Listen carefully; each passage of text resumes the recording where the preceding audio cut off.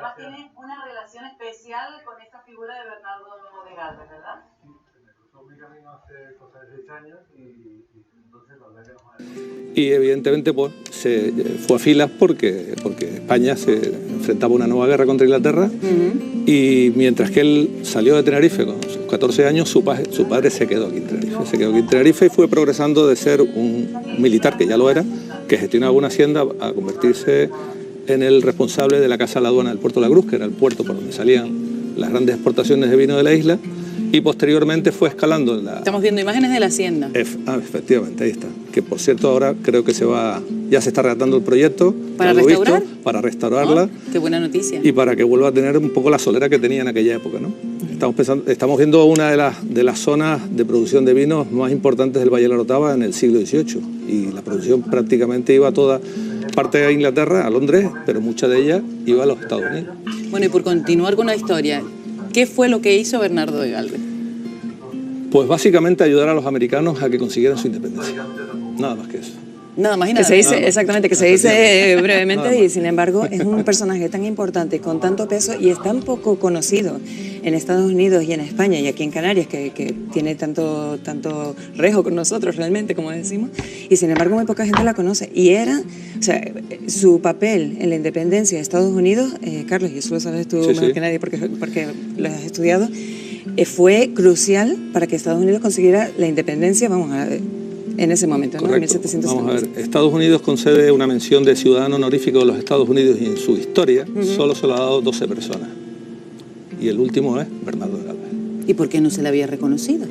Se le había reconocido en tiempos de la guerra. Cuando acabó la guerra, un amigo de él, un irlandés, Oliver Pollock, recomendó al Congreso de que su persona fuese reconocida y fuese colgado un retrato de él, que ya estaba pintado en aquel entonces, en los salones del Congreso americano. No se sabe por qué, pero aquel retrato pintado y perfectamente ya dispuesto para ser colgado, nunca se llevó colgado.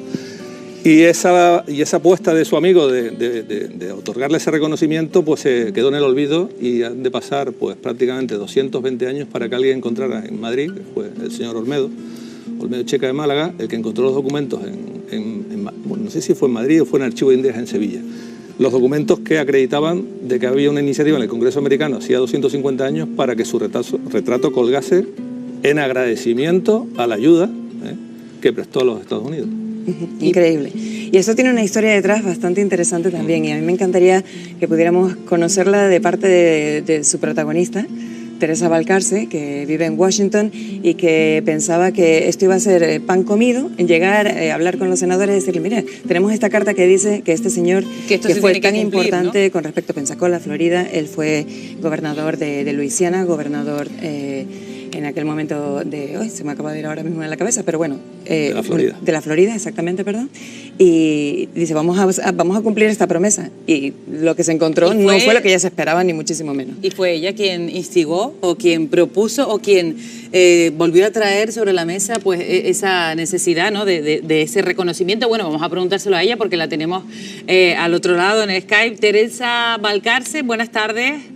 Buenas tardes, Teresa. Hola, buenas tardes desde Washington, D.C. Teresa, ¿puedes separarte un pelín de la cámara para verte un poquito mejor? Perfecto, perfecto. Ahí tenemos a una española que no cesó hasta que no se reconociera la hazaña de Bernardo de Galvez. ¿Cómo fue ese proceso, Teresa? Bueno, pues yo creía que iba a ser algo muy rápido, de llegar allí y decir, knock, knock, esto lo hemos prometido y hay que hacerlo. Y bueno, pues al final lo que me llevó son 2 años de andar por los pasillos del Congreso y llamar y pedir hasta que al final pues lo conseguí. Qué maravilla. Fue bastante complicado. Yo sé que ella está siendo bastante modesta, pero realmente hay una historia detrás que es difícil, ¿no? Y además que fue reconocido, tú has sido reconocida, tú eres embajadora de la Asociación Bernardo de Galvez en Estados Unidos. Sí, correcto.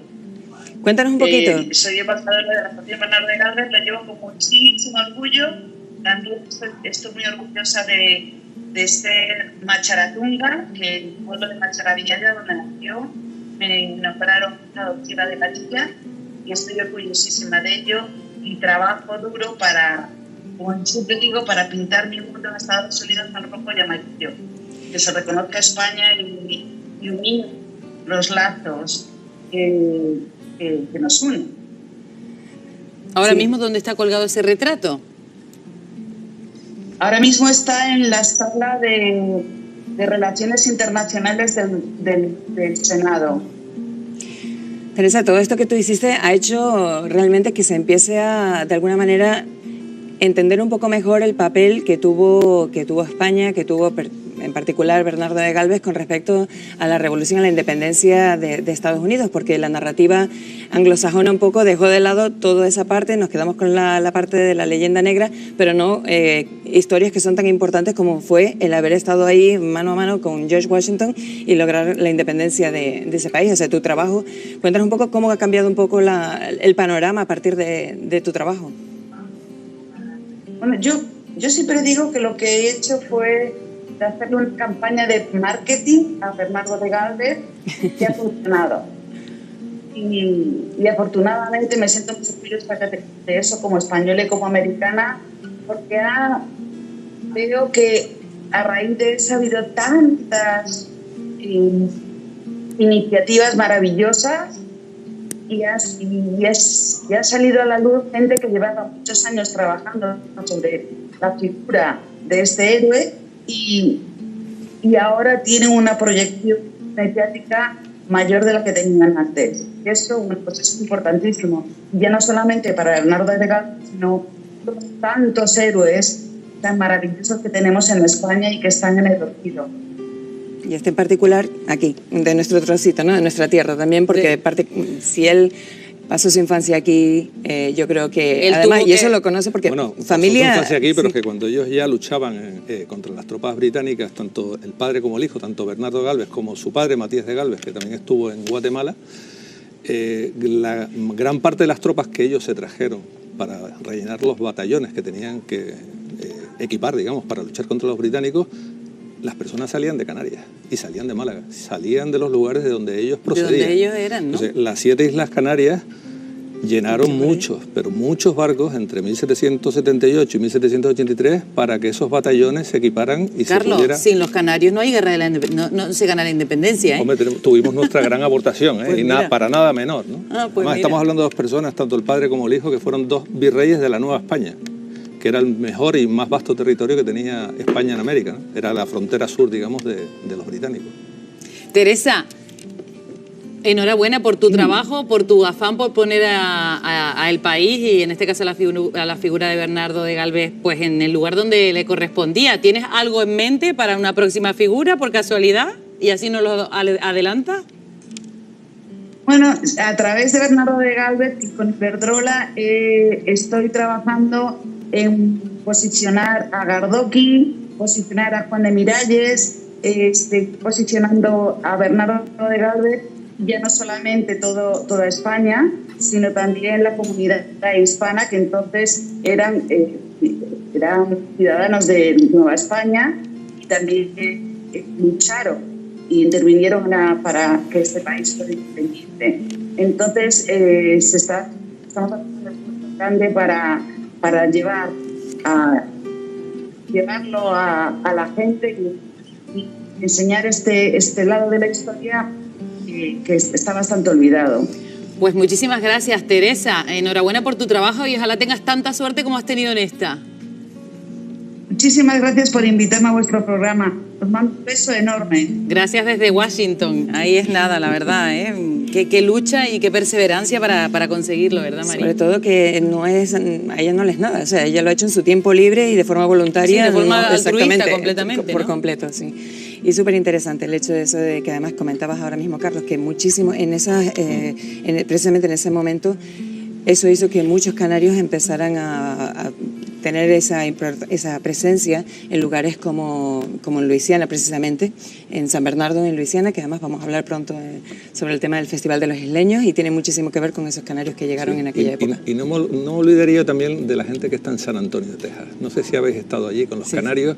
Pues y yo es no, la sobrecogedor verdad. ver a personas como nosotros, con nuestra forma de ser, además que se les ve incluso en el vestir, cómo llevan y con qué orgullo la herencia nuestra. Sí, ahí está el Paseo de los Canarios, está en el río. O sea, Precioso. Tú has estado, impresionante. María, supongo, ¿no? Sí.